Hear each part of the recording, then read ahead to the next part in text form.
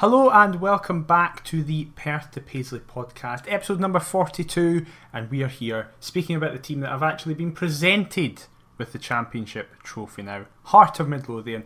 I am Daniel McIver, one of your hosts, and as ever, joined by Adam Kennedy. Adam, how you doing?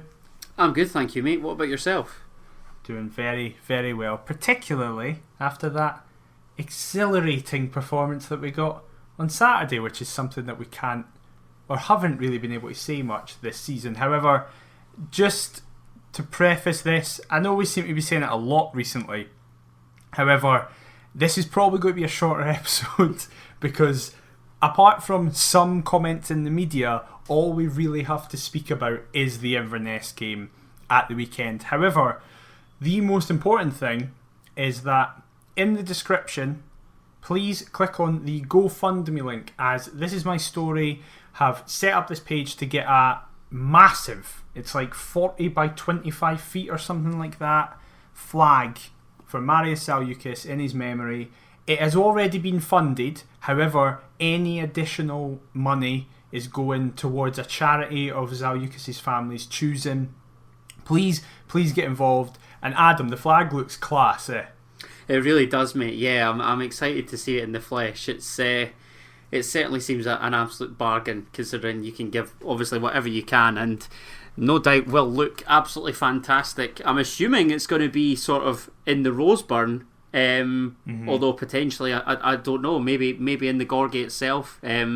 Obviously it'll differ with kind of fans being back and what have you, but looks as though it's going to be a cracker. And yeah, I think it's just imperative that everybody can donate what they can in order to help the Zalukis family out, of course, and obviously to mark the passing of a true Heart of Midlothian legend. So I was delighted to give my money. I'm not going to lie, I didn't know how much to give, but then I saw that Liam Corbett and Laurie had both given £26 each, and I thought that was a fitting number. So I've hopefully done so as well. I take it you're going to as well.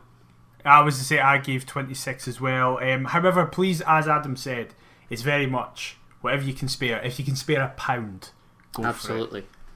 Just click the link. It's fantastic. Cannot wait to see it. However, we do have a game of football to speak about, and a game of football that beforehand, it's safe to say Hearts fans were not overly fussed about this game, Adam.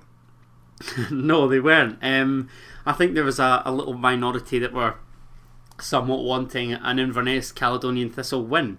I don't really know how I sort of looked upon it, to be honest. Obviously, we speak about it every week, sort of the joy and pleasure that we take from seeing Hearts win, but to be honest, with the league already secured, it's not as though it's a kind of must. You know, you don't get that same sort of feel towards these games. I'm starting to feel a little bit of apathy, kind of like how you were, to be honest. Mm-hmm. Well, yeah, I was getting my hair cut for the first time since February of last year during the game, so that speaks volumes, doesn't it? Yeah, exactly. That summed up how I felt about it. But yeah, the team sheet came out and there was kind of only one noticeable change. It was that Ewan Henderson was dropped for Gary Mackay-Steven, which meant that Gary Mackay-Steven was for the first time playing up front alongside Armand Nandwile with Liam Boyce in the 10. Before we actually get into how that system and personnel kind of played out, how did you feel about that being the only change? Would you have made more after Morton, or would you have actually just went, keep it going, same team, it doesn't really matter?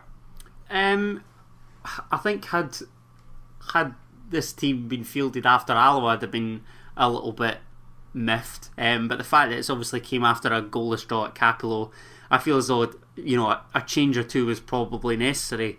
One thing that I can't seem to sort of get my head around is the fact that Christophe Berra was still omitted, because this obviously was the perfect kind of opportunity for a final farewell at Tynecastle. Mm-hmm. But I feel as though Robbie kind of hinted at that with his pre-match presser. He somewhat dismissed, I think it's Brian McLaughlin, when he was asked about it. So in terms of kind of the squad as a whole, I was pretty pleased with the starting 11, and also really pleased to see that young 16-year-old Finlay Pollock was amongst the subs as well before obviously getting on. So that was good. Yeah, there's not a lot really that I can say given the personnel involved, mate. What about yourself?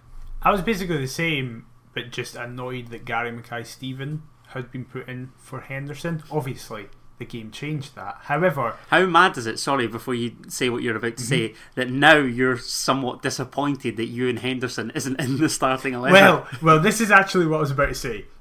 I wasn't disappointed that Henderson was dropped. I was disappointed that GMS was replacing him. Just not happy with the suitable replacement. Yeah. It wasn't so much I'm now a massive Ewan Henderson fan because I felt that the Morton performance was very much back to the normal Ewan Henderson. Ineffective, not doing anything, and pointless. I was going to say, it's the normal Heart and Midlothian performance as well, mind. That's true. That is actually very true, in fairness. But yeah, Gary Mackay-Steven came in the striker role, which I just assume was Robbie going, you're shit out wide, you're shit in the middle, I'm just going to play you right up top. And, in fairness, it couldn't have gone any better, as right at the start, I want to get the exact timing of both goals that he scored. In the 6th minute, I think it was actually 5 minutes, like 40 seconds, Peter Herring plays a ball through to Gary Mackay-Steven, who picks it up, funnily enough, on the wide right, controls it, beats a couple of men, drives forward, edge of the box, and just absolutely drills it past Mark Ridgers in goal for a very, very early goal for Hearts, something we've not really seen much this season. Adam, where's that Gary Mackay-Steven been for the past 17 games? Only Gary Mackay-Steven can answer that, can't he?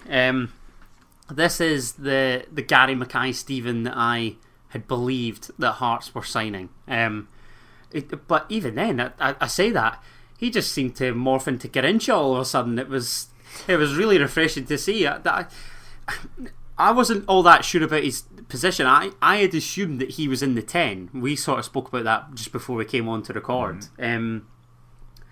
But if he's used as kind of a second striker, a supporting striker, if you will, then if it's an encouraging start, and ultimately we'd like to see more. I think Inverness didn't really impress me, I've got to be honest, on Saturday. It didn't look like a side that were fighting for a playoff place. I know they could have been... It didn't look like a side who were on such an incredible run either, never mind just fighting for a playoff place. No, they didn't, and I said about it with my radio work on BFBS that Hearts Inverness was one of the goal predictor games, and obviously doing my research on the Friday night for the Saturday fixtures, I discovered Inverness had scored in every away league game this season prior to Saturday as well. So when you've got that added sort of statistic going for you, along with the incentive of a playoff place, I just wasn't all that impressed. I don't know whether it was because we were good or they were just terrible, or a little bit of both. But again, it could have been behind after a minute. The corner that gets worked to Scott Allen is clearly off the training ground, and the fact that we don't sort of, our awareness isn't pinpoint and we're sort of lackadaisical in our defending, I think that's a big let off. But offensively after that, we looked much, much better than in recent weeks and months, so that's very pleasing for sure. Absolutely. And then before Inverness really had time to breathe, 2.5 minutes later, Gary Mackay-Steven again picks the ball up, drives, plays a nice wee pass to Liam Boyce, who squares it back to Aaron McInnes, who, it takes a tiny wee deflection, however it's definitely McInness's goal, and I think it's going in regardless. That's Aaron McInnes now, got 2 goals in his last 3 games, and again, obviously, Morton game aside, where in my opinion the pitch really did affect it, this game and the Alloa game, playing in his natural central position, going from box to box on a pitch that you can really zip the ball about and make some really good movement, he really is showing what all those Shamrock fans who were tweeting us when he signed were talking about. Yeah, 100%. 2 goals in as many Tynecastle games is it now? So yeah. I mean, how many times have I got to say? It's absolutely amazing what happens when a player is played in their correct position. We seem to love kind of square pegs and round holes, but yeah, it just looks as though he's going to develop into a player. I'm intrigued to see sort of he and Peter Haring's partnership in the middle of the park develop, and it's mad to think that I'm now touting another central midfielder as opposed to previously being kind of on the Andy Irving bandwagon. But obviously the longer time goes on with him not signing this new deal, I think I've got every right to kind of move my attention elsewhere. But just looks a real find, and I think it'll be a big season for Aaron McEneff next year. I'm intrigued to see how he gets on, given obviously we're of course rising up a division and will ultimately come up against, you know, perceived better teams. So hopefully he can contribute defensively as well as offensively. But that's certainly, you know, reason to be encouraged, definitely. So that kind of came to the end of that opening 10 minutes of madness. However, it really summed up the biggest positive for me, because of course those 2 early goals were great, and we'll get to the third in a minute, but generally the biggest positive that I took from the game was that very much from the first whistle to at least the half-time whistle, where we kind of had the game dead and buried, we played with an intensity that we've only seen a couple of times. We've played it when we battered Dundee, we've seen it when we battered Alloa, we've seen it when we battered Wraith away from home, we saw it in the semi-final against Hibs, and then from the half-time until the end against Celtic. When we play with intensity, pressing, free-flowing, attacking, quick-moving football, we just look like such a better team, and it's not a novelty, it's not hard. Both you and me have been saying that for this entire season. Every other podcast has been saying it for this entire season. Why can't they do this all the time? It's the biggest mystery, I suppose, isn't it? It's the biggest frustration. I talked about it on Talk Scottish Football yesterday when I was streaming with Dave, and saying that a good start is obviously so imperative, and I don't know if kind of not having the fans, does that really have that big of an effect? I mean, I'm starting to believe that it must do to an extent, but surely you've kind of got enough within yourself to, I don't know, motivate yourself to ultimately win the league and get us back to where we belong, like everybody has said, you know, for weeks and months now.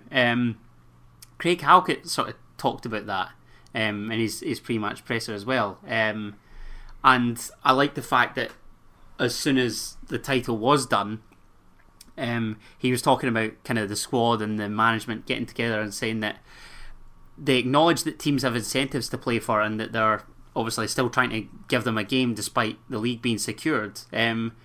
But I guess this is why I was kind of frustrated regarding the whole Morton performance last week, because it didn't look as though that was the case. Absolutely. However, after we've just quite eloquently put that, the third goal did not come from any of that.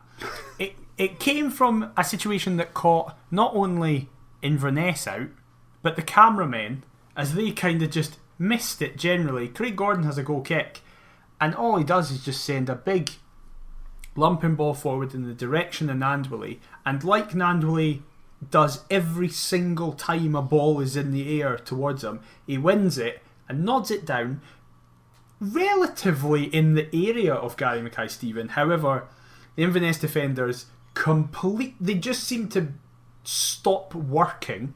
Ridgers rushes out, I think it's Walsh at the back, he's trying to control it, whatever. Gary Mackay-Steven sees a chance and just pokes his toe at it, and Ridgers is so far at his goal, it just goes in. Nandwilly with the assist. So that was the front three of Hearts at the weekend. Gary Mackay-Steven got 2 goals, and then Boyce and Nandwilly got an assist each. But what is even happening at that goal, and does it very much sum up Inverness's first half?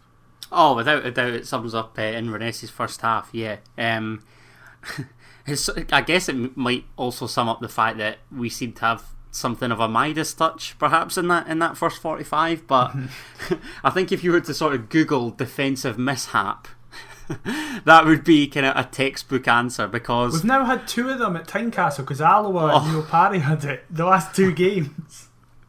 Terrible, isn't it? I don't know what's going on. I don't know whether it's Mark Ridgers' ball. I don't know the Inverness defence. I have no idea what's going through their heads.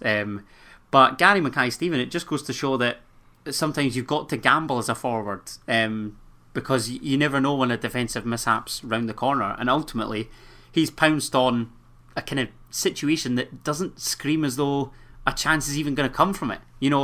It's a total lost cause, a nothing kind of ball, and ultimately he's nipped in, and it's a decent finish considering the circumstances. So it's brilliant to see him having broken his duck now, because that Dundee miss, I cannot stop thinking about it, so it must be haunting him. But now hopefully the monkey's off his back and he can kick on, because like I say, on paper when he first joined, I was delighted. I've been a long-term admirer of Gary Mackay-Steven, and if we give him the platform to get back to his best, then on a free transfer, even for a good couple years, that'll do me, because it is an upgrade to any other current wide player. I know he's not been played out wide, but a midfield stroke forward, if you like.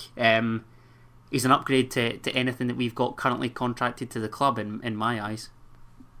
Well, I'm not going to get that involved with it, because I'm like, well done, you've had one good game in 17. No, listen, of course, but I still think that pre-season will have a big effect, because it will be interesting to see what he's like after a pre-season. And the last time that Robbie had us in this league, we were fit and made the don't want to say the jump, but the promotion look easy, because ultimately we went on to finish third in the league that year. So if we can get the likes of Gary Mackay-Steven fit and firing, then he can contribute for us in the top tier. I firmly believe that. Here's hoping that the best is yet to come. Obviously, I'm not going to focus on any negatives from Gary Mackay-Steven. That was fantastic, fully deserving of his man of the match. However, not much really happened in the second half, so I just kind of want to speak about individuals now. And that's, by the way, that's totally fair. 3-0 up, there was no chance Inverness were ever getting back into it. Of course, and this is something that really irks me. And it's not a solely Hearts fan thing. But if the game's done, you don't really sort of get that same incentive as a player, do you? You're allowed to take the foot off the gas, because ultimately it's done, and Inverness must be looking at it, fully aware of what's going on at East End as well, by the way, and thinking, well, chances are it's going to take an absolute miracle for us to get the playoffs. They also don't want to get absolutely battered either. So no. They don't want to keep going and then have a chance for us to score 5 or 6. No, exactly. So the fact that it died down into a kind of nothingness, I think, was to be expected, to be honest. Definitely. However, there's actually quite a few individuals I want to speak about. We've spoken about Gary Mackay-Steven, understandably, clear man of the match. However, someone who I felt was very, very close to him is a man that I've been touting all season, and it's becoming a bit of a joke on Twitter now, how I just love him. But Liam Boyce was excellent on Saturday. I know he didn't score, but he got an assist in the 10. It's so weirdly, because when you think of Boyce, you think of like kind of this complete forward who does an out striker, don't you? Yeah, absolutely. You don't think of a little nippy number 10 who's linking up the play, but he does it so well, and he just was he was so influential on Saturday. He was, and I think there was a statistic sort of jumping around that he's the last kind of top scorer in Scotland that didn't play for the old firm, and I think having left Ross County and gone down to Burton, I don't know whether his game's changed as a result of that. But listen, we're running out of superlatives for Liam Boyce, and quite rightly so. It's irking me when I'm seeing people sort of, and I'm not going to lie, this was me earlier on in the season. Whatever you're about to say, I'm like, welcome to what I was dealing with at the start of this season. Do you know what? I'm understanding now that his game isn't solely just goal scoring, because I think I was naive enough to think that was the case, having seen him at County, that he was just an out and out goal scorer. I wasn't fully aware of how his game had developed down south. But now I'm starting to see that he is just a total, just a complete forward. There's no real sort of other way that I can put it. Because Because like you say, his link-up's fantastic, good footballing brain, and yeah, just I'm sick of saying the same stuff every week about him, because ultimately it's proving true as time goes on. And then to kind of complete that little trifecta, earlier today I tweeted about the man. Ooh, trifecta! I know, I'm bothered, I've got no hair anymore, so it's easier access to my brain. Armand Nandwili, I tweeted about him earlier because, so for example, both my dad and Liam Corbett, both influential figures in my life, both felt that he wasn't good on Saturday, and my dad actually goes further and says he doesn't think he's ever going to be good for us. Interesting. What I said was, on Twitter, we've had a January signing who's come in after not really playing very much in Turkey. Is that what he was? Yeah, that's right. After his Blackpool deal. Yeah. Yes, he was in over Turkey. Yeah. He didn't really play, so he's not really had a lot of game time. He's not had much pre-season as a result. Coming in January, played 13 games, contributed 5 goals, 4 assists. He should actually have 6 goals, 4 assists, because one was wrongly chalked out. So 9 goal contributions in 13 games. That alone for me would be good enough, especially when we've got Liam Boyce, who's just consistently, he's the championship top goal scorer. But what is probably bigger for me, and it's what you were saying for the entire first half of the season, and it's why I think Gary-incha had such a good game at the weekend in part, and why Boyce has had so much more freedom, is that previously, up until he arrived, Boyce or Whiting had to do everything themselves. They had to, so Boyce, for example, had to be the focal point of the team when Gordon's making a big goal kick forward or a defender's trying to play it out. They needed to play it to Boyce, and Boyce would then knock it forward, but there's no one there because that's where Boyce should be. Or he'd take it down, control it really well, but he doesn't have a runner going off him because that's also where he should be, which isn't a fault of Boyce. That was this kind of setup we were playing, and as we've said earlier this episode, we were all screaming to change it. But now, Nandwili wins everything. And it's either on his head, his chest, his knee, he traps it. So often, especially in the last few years, we've had guys who you look at and go, right, you should be a target man in terms of, we'll build around you and then people can run off you. And hardly any of them have actually done it. Osman Sow and Zfuke, funnily enough, the last time we were down here, are kind of the ones I can think of that played that way, because Lafferty was different. He was kind of, again, the ones doing the runners. Naismith is very good in the air, but again, he's not that kind of big, strong guy. He's probably what Big-Uche should have been, isn't he? Yes, exactly.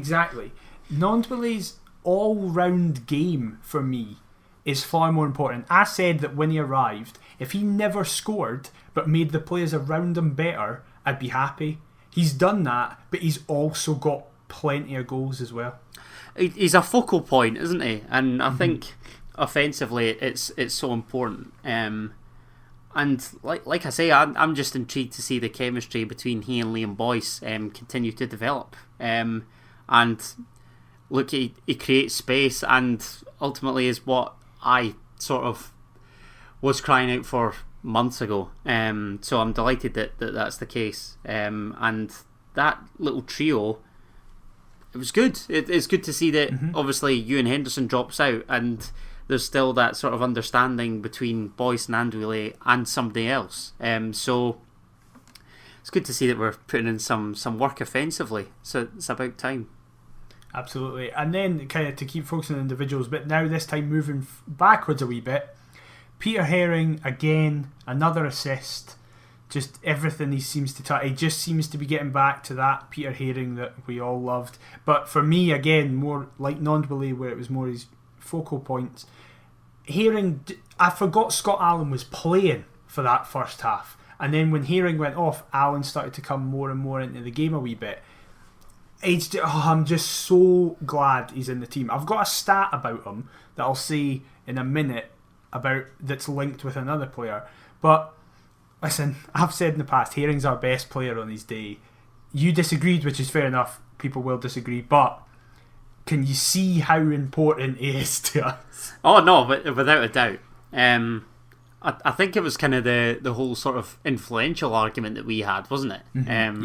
Yeah. But I know the stat that you're going to bring up, and it does speak volumes. I know that folk will extract it and look at it and say, well, currently this is the case in the Championship, but even still, a massive player for us. And I've got to be honest, I was disappointed to see him hold off injured. I was starting to think, he's fine please, though. Yeah, I was thinking, please don't be out for an extended period of time again. But obviously, I'm delighted that that's not transpired. So just got to keep he and John Souttar fit, hopefully, despite that proving a tricky task in recent months and ultimately last season. Absolutely, and John Souttar is that other individual. The stat is that since Peter Haring and John Souttar have both come into the team as starters, so Haring Dunfermline away and Souttar, of course, Alloa at home, Heart of Midlothian have not conceded a single goal in that time in the last few games. John Souttar does not look like a man who has been away for over 400 days.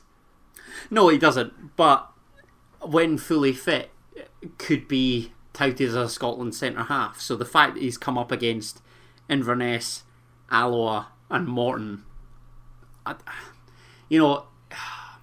this is when I'm trying not to be too critical about... True, but even Haring took a while to get back up to the kind of position he is now. And even if it was Sunday League, I'd expect Souttar to look like he'd missed a game. Oh, definitely, because of the extended sort of length of the period that he was out. The extended duration of how long he was out. But, I think we need to... I don't want to say rein it in, because I'm chuffed to see them both back. I just hope that they can contribute in the top tier as well as obviously in the second. But it is great to have both back, and both are imperative to us, I would say. Defensively, it is absolutely no coincidence, like you say, with the clean sheets. So just got to hopefully keep them fit and continue to build around them. Absolutely. Final two I want to speak about.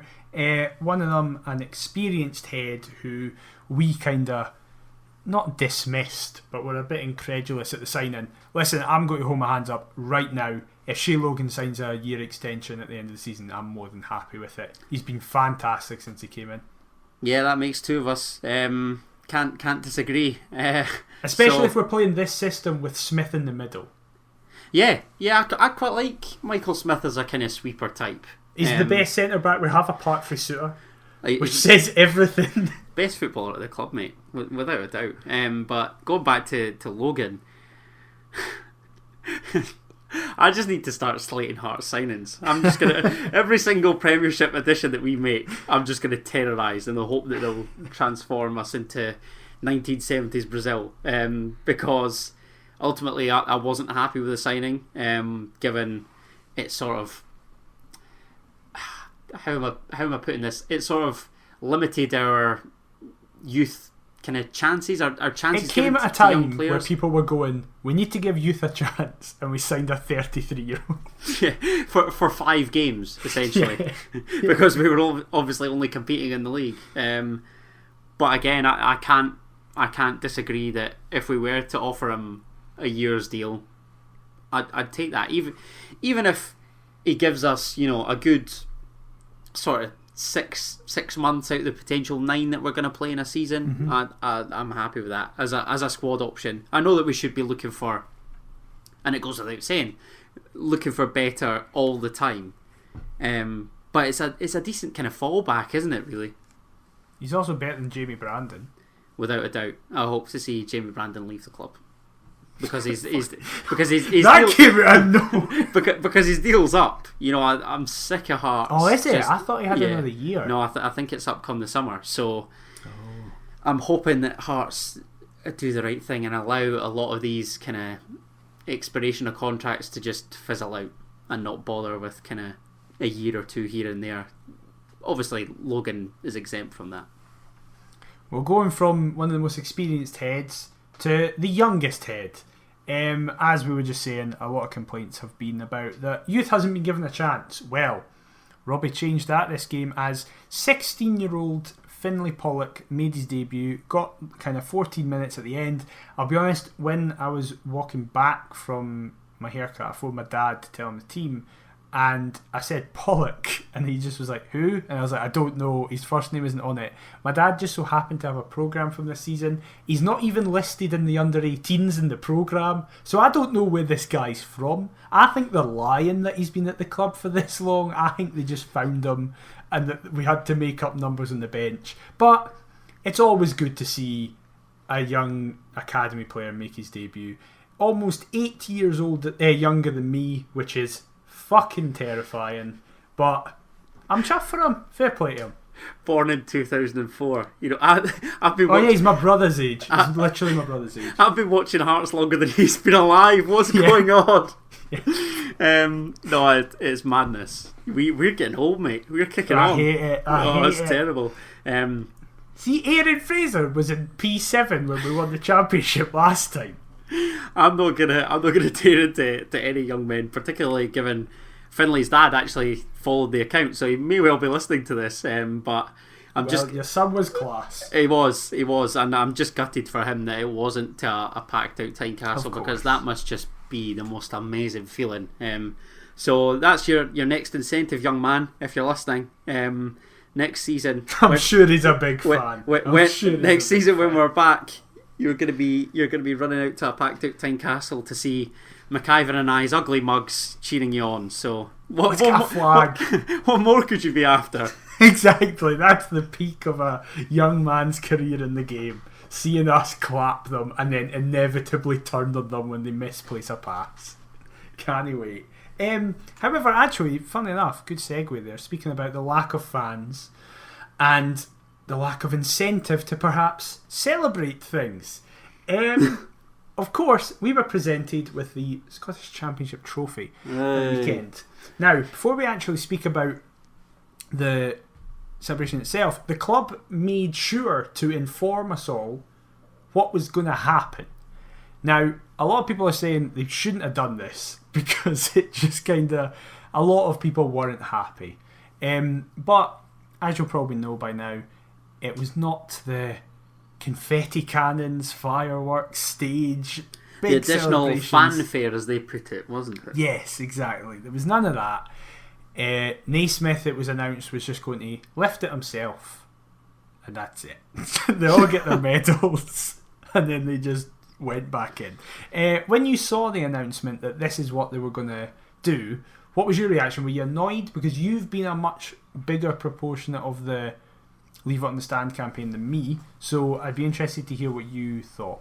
I guess so, but then I'm looking at it from the sense of I just felt as though Hearts were always going to lift it. You know, that's kind of my stance on it. It would have been hilarious to just leave it. But I can remember saying, I think it was to you actually, that, or on here, that I was kind of hoping that Naismith would sort of half-arse lift it, and ultimately that's kind of what we got. It seems to have triggered the vast majority of Scottish football, so that's fantastic. Long may that continue. And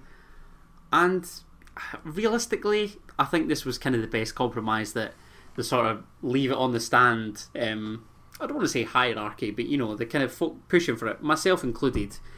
Realistically, I think this was probably the best that we could have hoped for, some sort of compromise. It's funny, I wasn't even really watching the presentation, I've got to be honest. I was preparing for a live stream on Saturday night, and it's only when I then saw kind of comments coming in that I had to sort of have a look at the trophy presentation and see what was going on. So shows you how much I care about it, really, mate, to be honest. Absolutely. Well, I went on BBC Radio Scotland, weirdly, to speak about it. As you do. Thank you to Jordan for inviting me on. It was very, very weird Friday afternoon as I was working. But my point that I made on the radio was that fair play to the club for actually engaging with it. Because they could have just went, shut the fuck up, we're just going to do this. Shh. That's a stupid idea. However, the club were incredibly receptive, really open to it, and they did give us a compromise. As I fully agree with you, I think it's a really fair compromise. And you mentioned it there, and I actually think it has went the best it possibly could have gone. Because the half-arsed nature of it, Naismith is hilarious. Naismith is so funny. Just a kind of, yay. It has infuriated Scottish football. Inject that content into my veins, mate. Honestly, delighted with how triggered everybody is. I thought nobody cared about us. We were told that all summer and all this season, that we're the club that nobody cares about. Well, apparently a lot of people care. There was something that you mentioned there that I was gonna quiz you about, and I've totally forgotten what it was off the top of my head. The way they've handled it. Sorry, the club. Do you not get that same impression that perhaps the club... I better tread carefully here. Mm-hmm. Given sort of some of the disappointments that we've had this season, and Hearts fans voicing their discontent, on various social media platforms, it goes without saying. Do you not feel as though the club are sort of making steps to try and listen to the fans in order to kind of get them back on side, maybe to an extent? Yeah, absolutely, and I don't think that's too kind of spurious a claim to make, especially maybe reading too much into it, but there is the aspect of we're about to become the dominant stakeholders and owners of the club, so they kind of need us on side regardless. But yeah, I fully agree, and just listen, fair play to them, handled it really well. It was really funny to see the reactions of certain individuals, like Naismith and Gordon in particular looked embarrassed to be lifting it. Because they're winners. This is the type of character that we need at this football club. Well, Popescu was going mental. Because he's a loser.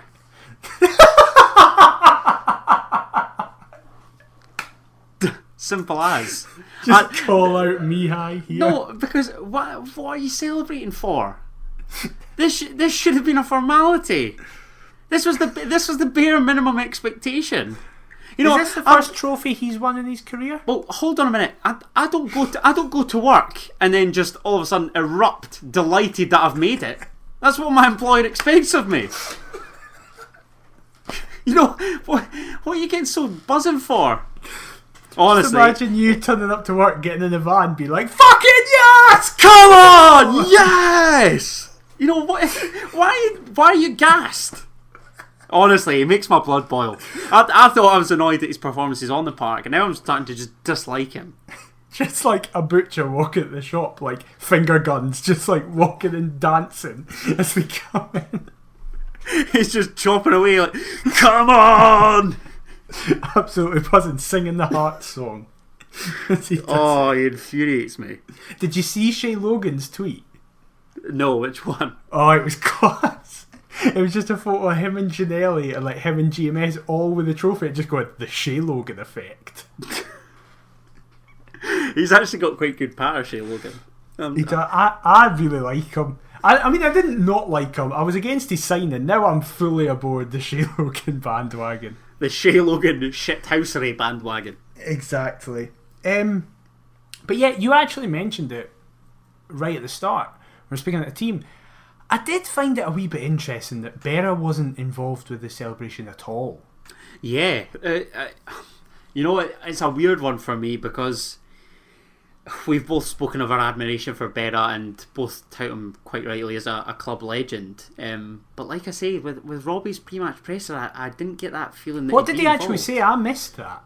I missed his pre-match comment. He sort of just dismissed Brian McLaughlin's question, saying that he'd obviously already agreed a pre-contract with Wraith Rovers and whatever, and Brian had sort of built it up as though it was going to be that farewell. But Robbie, when he was answered, he sort of seemed down in the dumps when he was answering. He didn't kind of give that sort of confident, I don't want to say radiant answer, but you know what I mean, sort of a kind of justified response. He just sort of dismissed it and was not all that bothered, which is quite sad. But hey ho, that's life, I suppose. Yeah, it was a bit of a shame. We'll finish up really with some comments made in the media before we preview the final game of the season against Wraith. The main kind of comments that have been made have been almost conflicting from within the Hearts camp. It involves 2 defenders and the manager. Craig Halkett, first of all, came out and was speaking about the fact that Hearts need to defend better in the Premiership. I mean, I think it's just more like we need you to defend better. Most importantly, because we've now got your partners are now no longer Berra and Mihai Popescu. They're now John Souttar and Michael Smith, arguably the 2 best players at the club. So now the weak link is very much you, Craig. But listen, gone from a Fiat to a Ferrari. Yeah, fair enough, right? And he in that article said that the aim is to get top 6 next season. This was then backed up by Nielsen, who said, listen, first season we want to just solidify top 6 and then push on from there. However, then, and I think this was this morning actually as we recorded this. That's right. Michael Smith comes out and goes, top 6 is very well and good, but we need to be hitting top 4 as soon as possible. Now, some people, in my opinion, people are reading too much into this. However, it is quite interesting to see people within the same team having kind of different answers to the same question. What do you make of it all? I'm sort of miffed, to be honest, mate. I feel as though there ought to sort of be a real cohesion as to what the goal ultimately is. Mm-hmm. And the fact that it differs, I'm not really too sure what to make of it. Is it a case of we've got sort of different targets and the dream target is top 4, but our realistic is top 6?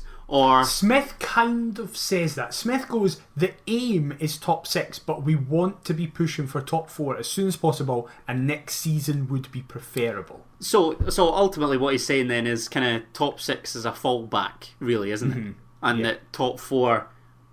Listen, when I look at Premiership teams, why should we not be aiming for top 4? You know, I know that a lot of it's going to depend on who comes in the summer. That goes without saying. But is the standard of Premiership really that great? I mean, no.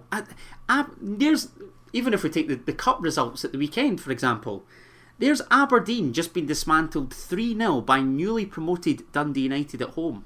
Why can we not do that? And I know that there's going to be a big summer rebuild at Aberdeen, as there is with Celtic, ourselves, you know. That's going to happen every season, though. You could use that argument of, well, you don't know what's going to happen, but it's like they're not going to change that much. No, you'd imagine. Well, listen, we're the only club that seems to change the vast majority of the squad. It seems to only be kind of a couple of additions here and there for other Scottish clubs. But you know what? Why not? Let's set our sights high. Why we don't really seem to do that, and I don't think we have done that. I don't want to sound too harsh here, but in Budgie's tenure. Listen, again, this falls back to that argument where I just don't care what people say in the press. I think the reason they're saying top 6, and most notably Nielsen, is that he's going, listen, to be blunt, lads, he's got relegated when I wasn't here on the back of, like, he's won 4 games. I can't suddenly change that. So I'm going to, hopefully, what I think it is Nielsen going, listen, I'm going to push for top 4, but publicly I'll say solidify ourselves within the top 6, then we kick on from there. See, that's fair. Obviously I've got no evidence of that. Only Robbie Nielsen and Lee McCulloch and Gordon Forrest knows what their actual aims are as a coaching staff. But I think people are reading a bit too much into it, because if Robbie came out and said, I want top 4 minimum, then he didn't get top 4. He couldn't then argue for his job.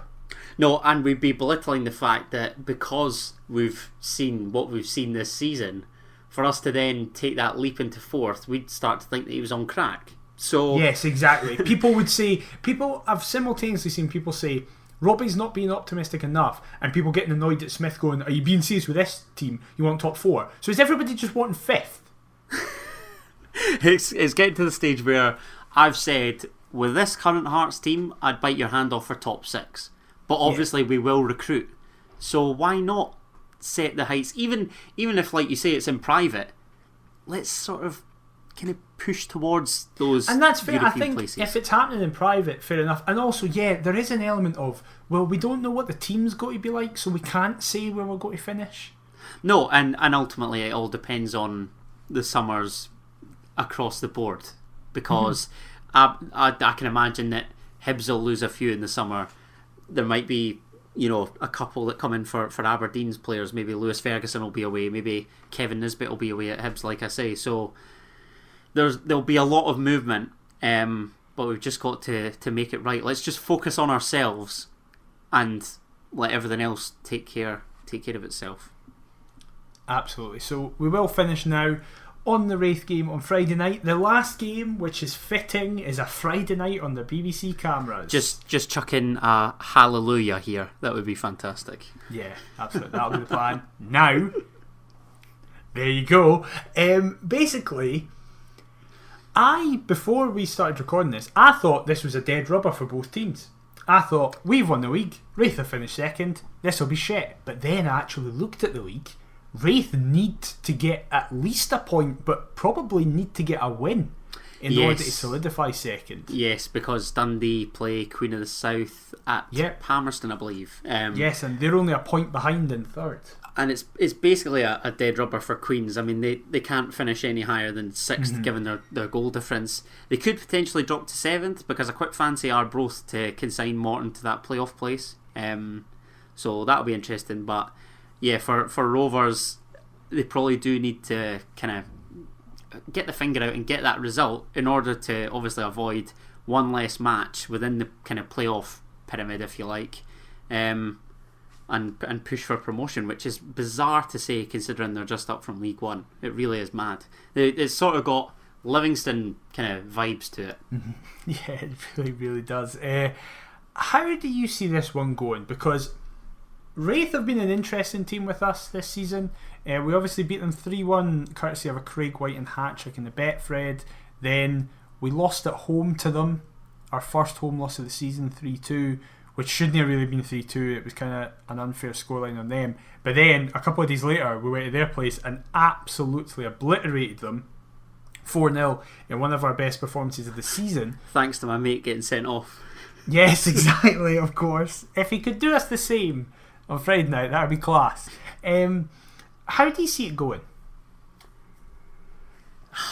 I really don't know, to be honest, because ultimately Wraith are the only ones playing with a real incentive. I know that we've talked about, or I should say the club have talked about kind of wanting to end the season in style, but it's just been so on and off. And I know that that's just because of our varying hosting each week. I mean, there's Hearts, 9 goals that you've had to discuss over the last 2 games, and I've had absolutely none. So that speaks volumes. I cannot wait for the 0-0 draw in front of the BBC cameras on Friday night to look down the Perth to Paisley timeline and just see loads of rage everywhere, and then that realisation that we won't have to watch Hearts again for a good 3 months or so everything will be fine. Look, I would like to see a win. That goes without saying. I'd like to see us really kind of put on a show, because we are going to have that break. And listen, I've talked about my discontent for the vast majority of the season, but ultimately this club is my life, like it or loathe it. So I am going to miss them, despite how rank we've been. You're going to be crying out for a Brora Rangers loss come July. Exactly. Can't wait to see the Betfred Cup groups drawn. I'd be plotting some horrendous away day. But no, I'd like to see a performance. I'd like to see Big Nando get a goal. I think that's my main request. Well, that was where he made his debut and won me £100 with his 2 goals off the bench. That's right. How could we forget? Yeah, I don't really know what to expect, to be honest. I think I said on TSF that I'd go probably Rovers 1, Hearts 2 as a prediction. What I'm basing that off, I've got absolutely no idea, because like I say, Rovers are the only ones with anything to play for, so they'll probably smash us. What do you think? I really don't know. It's been one of the 2 grounds we've went away from and actually done well at, alongside Morton. At least Robbie won't be able to blame the pitch. It's true. Well, it is still Astro. It's plastic, but it's a decent part. It's the best one in the league. Oh, by a mile. Yeah. And we did absolutely batter them on it last time. So there is really no excuse. I think it is meant to be absolutely chucking it though. Who's the referee Friday night? I have no idea. Who's getting it stinking in the press after we inevitably drop points? I have a feeling it's Willie Collum, but that might just be me having PTSD. Great. I don't actually know. I'm not sure. What I'd like to see is Scott McGill and Pollock getting a run out at some point. You don't necessarily need to start them, but I'd like to see them feature at some point. And as you say, just play well, please. No injuries. I know that we are just it is like arguably the best time to get an injury because then they're off for 3 months. But no injuries, please. Everybody happy. I'd like to kind of keep the clean sheets so then we can end the season on a really good run of clean sheets. That would be nice. Yeah. Kind of keep that sort of defensive solidity up. And I know it's second tier, but clean sheets, of course. Craig Gordon's counting his within his Hearts tally, so that would be another one-test collection. I don't know. This league is mental. I really would not be surprised to see Wraith absolutely smash us. But again, our last time in Kirkcaldy, we smashed them. So, don't know what to expect. Really don't. I just hope to see the season end the way it started, with Kyle Benedictus really sad. Do you think Christoph Berra will be sort of chucked into this game? I know it's obviously his current club against his future club, but is that sort of the send-off that we're anticipating? Or can you see kind of like a 5-minute cameo off the bench? I don't think he'll play at all. No? Because I think if he was going to feature, he would have featured in the last time he could play at Tynecastle and lift a trophy. Yeah, probably. I don't really know.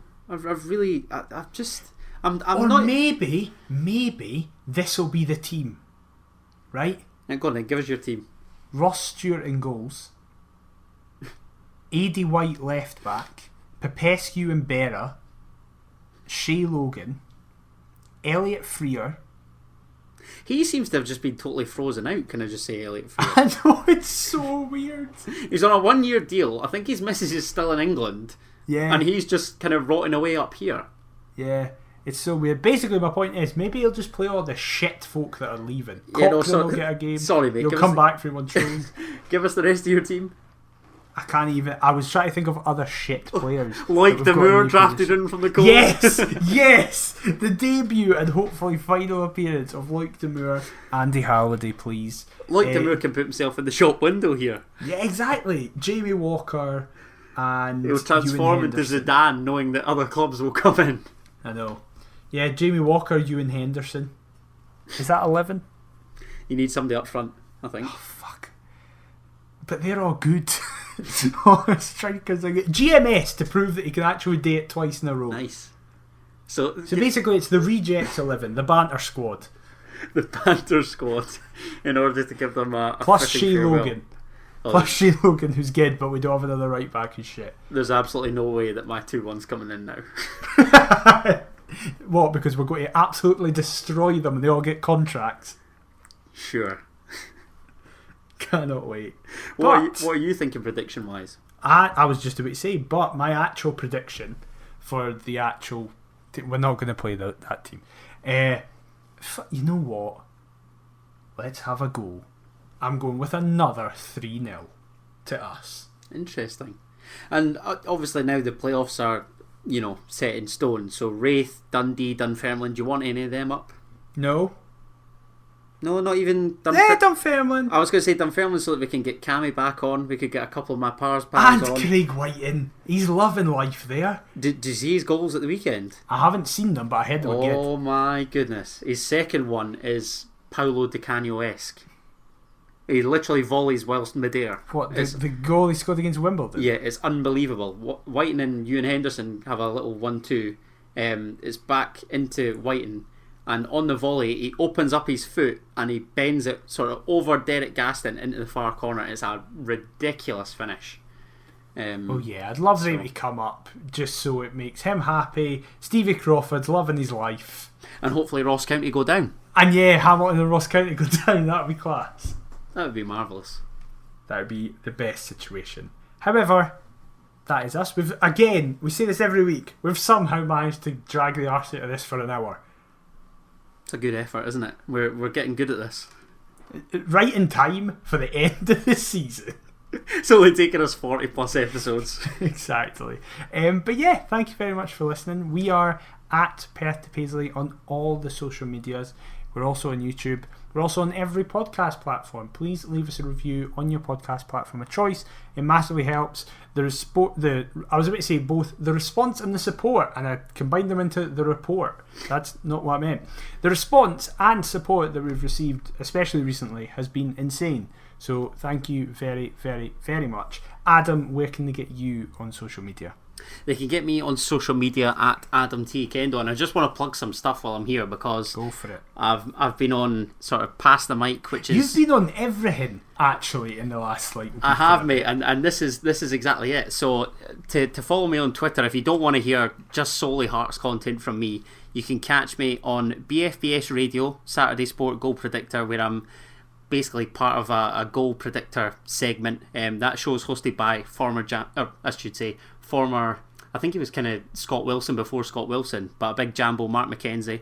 I've been on Gogsy99's YouTube channel. There's a sort of show called Pass the Mic where we cover various Scottish games, so it might not necessarily be a Hearts game, but you can feel free to, chuck in any questions that you've got for me in a Pass the Mic. I've recently done a podcast episode with Stefan, who you might have seen on Gogsy's channel as well, Di Stefano Talks, so you can go and check that out. And Talk Scottish Football, if you subscribe to them on YouTube, you'll get the Championship show with me and David Buick, along with the odd live stream where we discuss sort of top tier all the way down. So a whole host of stuff to catch me on, and you can follow me on Twitter to get all of that info at Adam T. Kendall. What about yourself, young man? I'm at DMcIver22. If you go to the YouTube channel Perth to Paisley, you can listen to my appearance on BBC Radio Scotland if you did miss it. Very impressive. Thank you very much. It's much welcome. appreciated. It wasn't helped by the fact that I was being held up by the post office scandal that was taking over the airwaves. But yes, you can listen to that if you did indeed miss it. Much appreciated. We'll be back next week for the Wraith game discussion, closing, and then the week after that we're going to do a big end of season summary, and it's going to be great. But we will see you next time. Goodbye. Monday JTs!